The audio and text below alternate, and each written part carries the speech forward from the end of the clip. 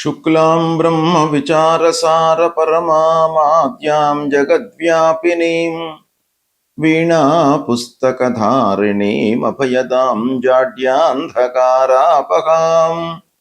హస్తే స్ఫాటికమాలికాం విదదతీం పద్మాసనే సంస్థితాం వందే తాం పరమేశ్వరీం భగవతీం బుద్ధిప్రదాం శారదాం. శ్రీ మహాగణాధిపతయే నమః. శ్రీ మహాసరస్వత్యై నమః. శ్రీ గురుభ్యో నమః. శుక్రగోచారము తదనుగుణంగా ద్వాదశ రాసుల వారికి ఫలితాలు ఎలా ఉంటాయి అనేటువంటి విషయము కనుక చూసినట్టయితే, శుక్రుడు 1 ఆగస్టు నుండి 2 సెప్టెంబర్ మధ్యకాలంలో కన్యా రాశిలో సంచారం చేస్తూ ఉన్నాడు.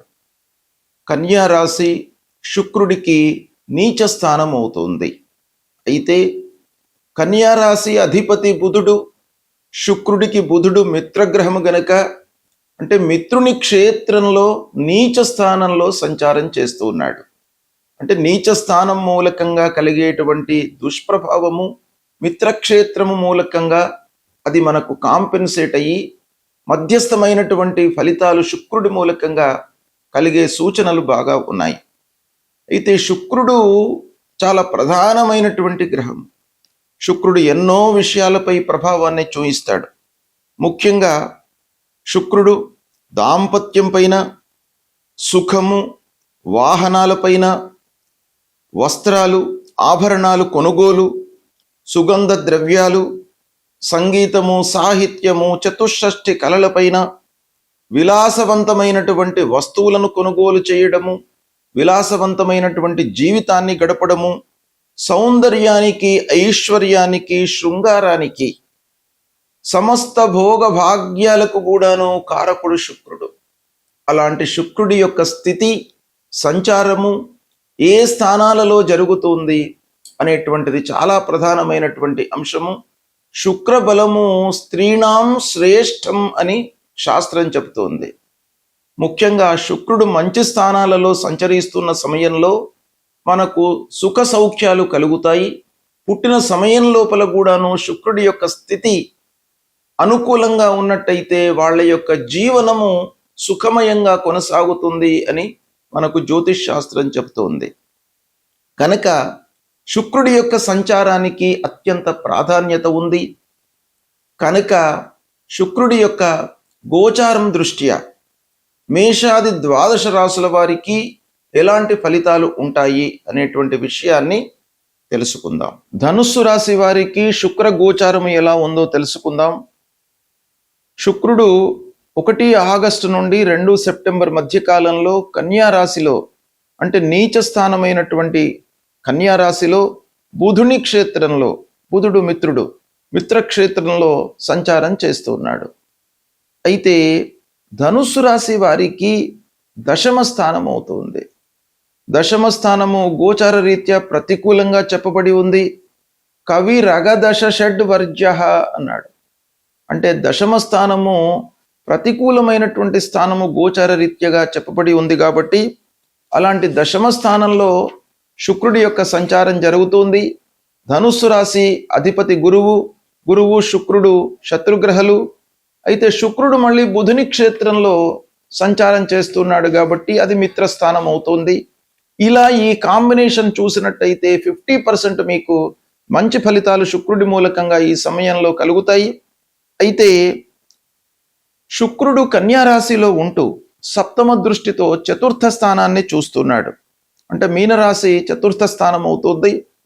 ఇకపోతే వేద, ప్రతికూల వేద, విపరీత వేద ఇలాంటి విషయాలను కూడాను మనం దృష్టిలో పెట్టుకున్నట్టయితే కొంత ఆలస్యం జరిగేటువంటి అవకాశాలు ఉన్నాయి. అంటే ప్రమోషను కొరకై ఆశిస్తున్నటువంటి వాళ్లకు కొంత ఆలస్యం జరుగుతుంది ప్రమోషన్ చేతికి అందడం లోపల. అయినప్పటికీ చివరికి లభించే సూచనలే ఉన్నాయి. పట్టుదలతో మీరు చివరి వరకు ప్రయత్నాలు చేయడం మూలకంగా సత్ఫలితాలను పొందుతారు. ఇక ఉద్యోగంలో అధికారులతో చిన్నపాటి విభేదాలు కనబడుతున్నాయి. దాన్ని రెక్టిఫై చేసుకోండి. అనవసరమైనటువంటి వాగ్వివాదాలలోకి వెళ్లకుండా వాళ్లతో స్నేహపూర్వకంగా ఉండడానికై ప్రయత్నాలు చేయండి. జాగ్రత్తలు తీసుకోండి. బాధ్యతలు పెరిగినప్పటికీ ఫలితాలు మీకు అనుకూలంగా కనబడుతున్నాయి.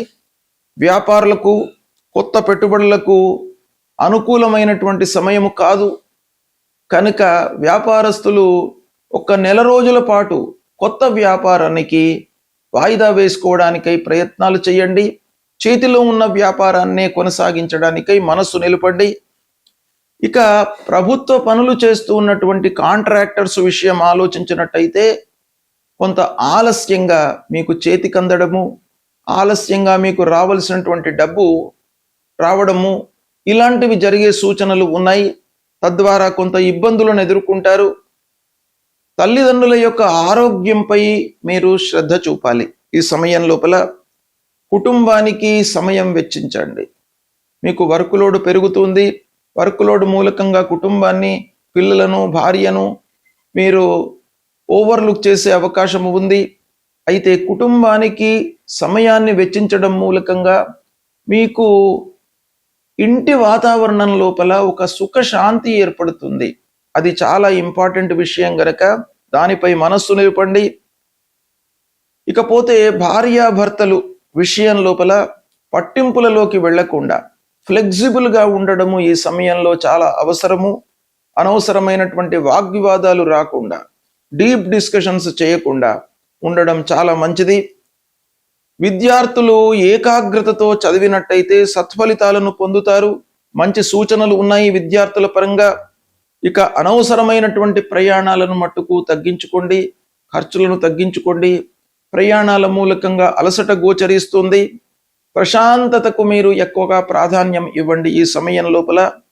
ఓవరాల్గా చూసినట్టయితే ధనుస్సు రాశి వారికి ఈ శుక్రుడు కన్యా రాశిలో సంచరిస్తున్నటువంటి సమయము 50% అనుకూలంగా ఉంది, 50% ప్రతికూలంగా ఉంది. కాబట్టి మీరు కొంత జాగ్రత్తగా నిర్ణయాలు తీసుకుంటూ ప్రశాంతతకు, కుటుంబ సౌఖ్యానికి ప్రాధాన్యత ఇవ్వండి. సత్ఫలితాలను పొందుతారు. శుక్రుడు ప్రతికూలంగా సంచరిస్తున్నటువంటి సమయంలో తప్పకుండా మనము పరిహారాలు చేసుకోవాలి. శుక్రుడి యొక్క అనుగ్రహం కొరకై మహాలక్ష్మి అమ్మవారిని మనము పూజించడము చాలా శ్రేష్టం. మహాలక్ష్మి అమ్మవారిని మీరు పూజించినట్టయితే తప్పకుండా శుక్రుడు యొక్క సంతృప్తి మీకు అందుతుంది. మహాలక్ష్మి అమ్మవారిని ఎలా పూజించాలి అని అంటే, అమ్మవారు స్వరూపం శుక్రవారం రోజున మీరు దేవాలయానికి వెళ్ళండి. అమ్మవారి దేవాలయానికి వెళ్ళి ఆ మహాలక్ష్మి అమ్మవారిని తెల్లని పూలతో అర్చించండి. తెల్లని వస్త్రాన్ని అమ్మవారికి సమర్పించండి. పాలు దానంగా ఇవ్వండి. అన్నదానం చేయండి. ఇవి చేసినట్టయితే శుక్ర ప్రీతి కలుగుతుంది. తద్వారా అమ్మవారి యొక్క అనుగ్రహంతో మీకు అన్నీ కూడాను శుభ ఫలితాలను ఇస్తాడు. శుక్రుడు ప్రధానంగా మనకు ఆనందాన్ని, సౌఖ్యాన్ని ఇచ్చేటువంటి గ్రహము గనుక తప్పకుండా శుక్రుని యొక్క అనుకూలత మనకు ఉండాలి. ఎన్ని ఉన్నప్పటికీ మనిషికి చివరికి కావలసింది సంతృప్తి గనక, ఆనందం కొరకై అమ్మవారి యొక్క దీవెనలు మనకు తప్పకుండా కావాలి. కనుక ప్రతి శుక్రవారము అమ్మవారిని సేవించండి. వీలైతే అమ్మవారి యొక్క మహాలక్ష్మి అష్టోత్తర శత నామావళిని శుక్రవారం కనీసము పారాయణం చేయండి. ప్రతినిత్యం కూడాను అమ్మవారికి సంబంధించినటువంటి ఆ శ్లోకాన్ని, ధ్యాన శ్లోకాన్ని మీరు పఠన చేయండి. తద్వారా అమ్మవారి యొక్క అనుగ్రహం లభిస్తుంది. అమ్మవారి యొక్క అనుగ్రహం కొరకై మీరు త్రిగుణాత్మిక అయినటువంటి మహాకాళి, మహాలక్ష్మి, మహాసరస్వతి రూపిణి అయినటువంటి దుర్గాదేవిని కూడాను మీరు పూజించవచ్చును. మహాలక్ష్మి అంటే 3 రూపాలలో ఉన్నటువంటి అమ్మవారు. కాబట్టి దుర్గాదేవిని పూజించినప్పటికీ మీకు ఆ మహాలక్ష్మి అమ్మవారి యొక్క అనుగ్రహం లభిస్తుంది. దుర్గాదేవిని పూజించేటువంటి క్రమం లోపల అమ్మవారి దేవాలయానికి వెళ్ళి తెల్ల శనిగలతో మీరు ప్రసాదం అమ్మవారికి సమర్పించి దాన్ని నైవేద్యంగా సమర్పించి ఆ ప్రసాదాన్ని భక్తులకు వితరణ చేయండి. తర్వాత పాలు పెరుగు ఇలాంటివి దానంగా ఇవ్వండి. ఇచ్చినట్టయితే అమ్మవారి యొక్క అనుగ్రహం లభిస్తుంది. అంతేకాకుండా లక్ష్మీనారాయణుణ్ణి కూడాను పూజించండి. లక్ష్మీయుక్తుడైనటువంటి నారాయణుణ్ణి పూజించడం మూలకంగా మీకు అమ్మవారి యొక్క అనుగ్రహం లభిస్తుంది. అర్చన చేయండి. శ్రీమన్నారాయణుడికి లక్ష్మీనారాయణుడికి పూజ చేసినట్టయితే తప్పకుండా మీకు అనుగ్రహం లభిస్తుంది. ఇవన్నీ కూడాను మీరు చేయడం మూలకంగా ఇంటి లోపల సౌఖ్యము, ఆనందము, సంతృప్తి, మీరు బయట ప్రపంచంలో ఎన్ని ఆలస్యాలు, అడ్డంకులు, విఘ్నాలు, ఎదురు దెబ్బలు మీరు పొందినప్పటికీ ఈ అమ్మవారి యొక్క అనుగ్రహం మూలకంగా అవన్నీ కూడాను దూరమయ్యి ఇంటిలో ప్రశాంతము, ఫైనల్గా మీకు సంతృప్తి అనేటువంటిది అమ్మవారి మూలకంగా కలుగుతుంది గనక ఇది చెయ్యండి, సత్ఫలితాలను పొందుతారు. శుభం.